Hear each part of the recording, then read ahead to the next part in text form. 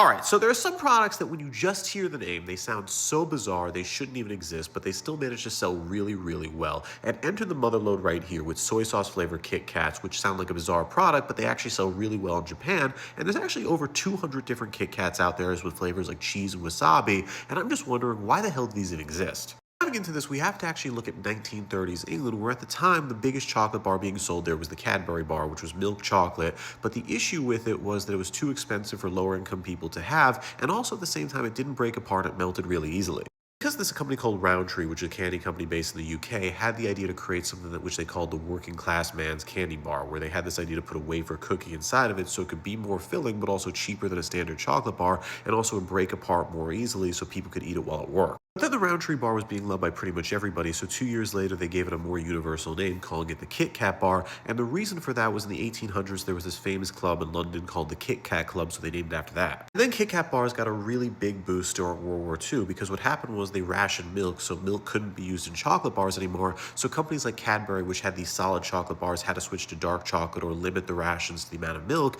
and because of that they lost a huge amount of market share. And the reason this was a big benefit for Roundtree and Kit Kat was because even though they did switch to dark chocolate during the ration periods, people did prefer it to other chocolate bars on the market because at the end of the day, the wafer was what they were after. Because of World War II, everybody knows the Kit Kat bar because it became the popular snack during the war, and then even bigger was in 1988, Nestle decides to buy Roundtree for $4.5 billion,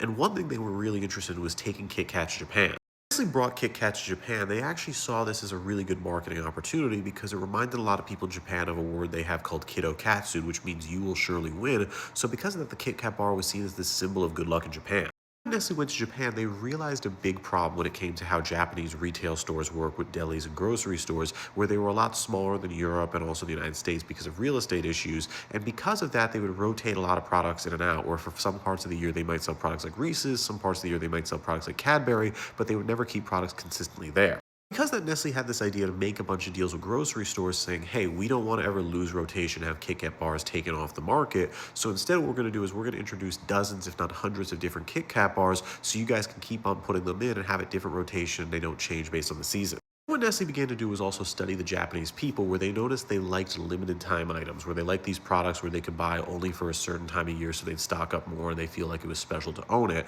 And then also they liked regional items, where a product in Tokyo might not be sold somewhere else in Japan, but that place has their own product. So that was another reason why they kept on introducing all these weird flavors of Kit Kats, so they could say they were limited time only, and also at the same time they could offer some in certain regions of Japan, but not others. Finally, tourism, where 43 million people visit Japan every year, and they're always astounded by the amount of Kit Kat bar flavors boosting sales. And that's why we have so many weird Kit Kats, and with that, I'm Charles Pearl. Subscribe, learn something.